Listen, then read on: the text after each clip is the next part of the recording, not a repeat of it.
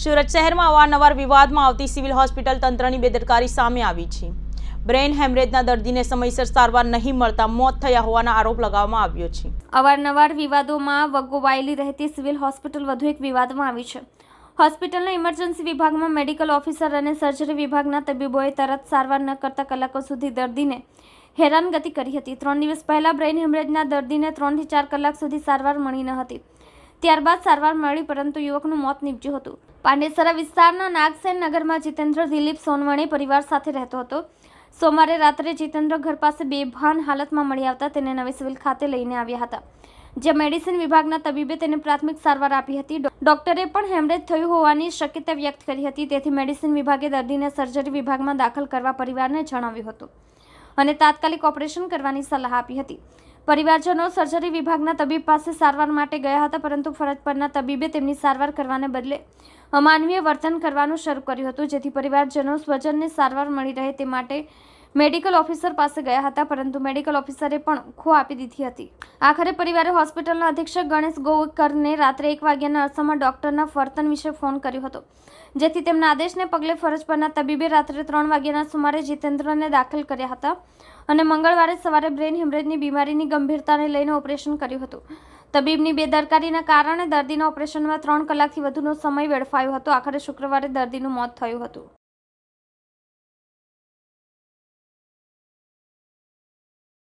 નમસ્કાર, મારી પાસે રાતે એક ટેલિફોનિક કમ્પ્લેન આવેલી દર્દી તરફથી અને આ ઇન્સિડન્સ છે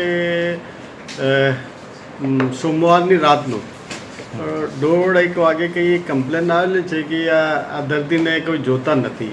તો ઇમિડિયેટલી હું એ ફોન ઉપર જ સીએમઓને બોલાવીને સીએમઓને ત્યાં મોકલીને તે દર્દીની જે પ્રોબ્લેમ હતી એ સીએમઓ સાથે ડિસ્કસ કરી, પછી જે કન્સર્ન ડૉક્ટર છે એના સાથે પણ મારી ચર્ચા થઈ અને એ રીતે આમાં કંઈ સીટી સ્કેન બાકી હતું, એટલે એના કહેવા મુજબ તો એ રીતે એને એડમિશન માટે તો ઓર્ડર તો કરી દીધું અને એ એડમિટ થઈ ગયો હતો।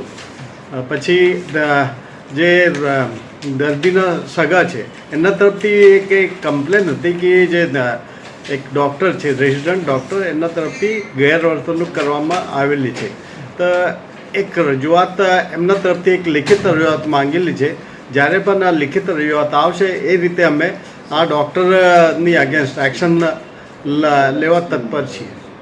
આ ટ્રોમા સેન્ટર છે, ટ્રોમા સેન્ટરમાં તો જે ઇમરજન્સી કેસીસ હોય છે એ જ આવે છે, તો એમાં તો એના ચલાવી શકાય કે આમાં એડમિશનમાં અથવા સારવારમાં કોઈ એટલે વાર કરે કોઈ, જેનાથી રોગીના જીવનો જોખમ થઈ જાય છે।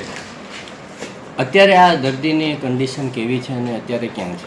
આ દર્દીનું ઓપરેશન અત્યારે થઈ ગયું છે અને દર્દી અત્યારે સારી કન્ડિશનમાં છે।